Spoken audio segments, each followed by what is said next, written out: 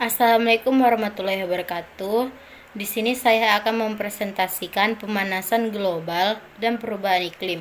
Sebelumnya perkenalkan, nama saya Ade Asipa Sihombing dengan NIM 2231001, Prodi Pendidikan IPA, dosen pengampu Dr. Skunda Dilia Rosta, MPD. Sebelumnya saya akan menjelaskan apa itu pemanasan global dan perubahan iklim. Pemanasan global yaitu proses peningkatan suhu rata-rata di atas atmosfer, laut, dan daratan. Sedangkan perubahan iklim yaitu terjadinya perubahan pola serta cuaca yang berlangsung cukup lama. Dampak pemanasan global. Yang pertama, melelehnya es di kutub utara dan selatan. 2. Meningkatkan permukaan air laut. Yang ketiga, terjadi gelombang panas. Yang keempat, rusaknya ekosistem laut. Yang kelima, sering terjadi banjir. Yang keenam, punahnya hewan di bumi. Yang ketujuh, terjadinya pergeseran cuaca. Dan yang kedelapan, erosi garis pantau. Penyebab utama dan pengendalian pemanasan global. Yang pertama, meningkatnya gas rumah kaca. Gas rumah kaca terjadi karena pembakaran minyak bumi, bahan bakar batu bara, serta pembakaran gas alam. Semua hal tersebut menyebabkan adanya pemanasan yang terpantau, tidak diteruskan keluar angkasa, tetapi kembali lagi ke bumi. Yang kedua, polusi udara karena bahan bakar. Bahan bakar mesin dari kendaraan bermotor, mobil, dan kendaraan lainnya yang menghasilkan gas karbon dioksida. Adanya gas ini menjadikan panas tidak bisa diteruskan keluar angkasa, sehingga panas akan mengendap di bumi. Yang ketiga, efek rumah kaca. Efek rumah kaca ini menjadikan panas yang berada di bumi tidak dapat dipantulkan keluar angkasa, tetapi terperangkap di atmosfer. Sebenarnya, efek rumah kaca ini bisa bermanfaat untuk kehidupan manusia.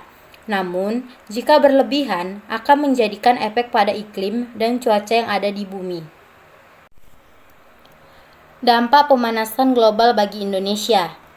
Pemanasan global mengakibatkan punahnya berbagai jenis flora dan fauna yang ada di Indonesia.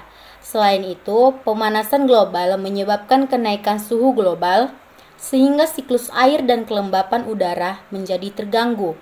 Apabila siklus air yang ada terganggu, maka akan berdampak pada tumbuhan, sehingga menghambat laju produktivitas primer. Para ilmuwan memprediksi bahwa pada tahun 2030, Indonesia akan kehilangan 2.000 pulau yang ada. Berdasarkan dari LSM Internasional, negara Indonesia terkena dampak dari adanya pemanasan global. Suhu udara meningkat atau memanas dikarenakan adanya pembakaran lahan hutan setiap tahunnya untuk digantikan sebagai pembangunan infrastruktur negara, perluasan lahan kelapa sawit, maupun kepentingan pribadi. Musim hujan dan musim panas akan mengalami perubahan jangka waktu. Hal tersebut sudah bisa dirasakan sekarang, di mana musim hujan dan musim panas terjadi tidak tepat pada waktunya. Selain itu, pada tahun 2030 mendatang, diprediksikan bahwa temperatur udara di Indonesia akan meningkat hingga 0,8 derajat Celcius.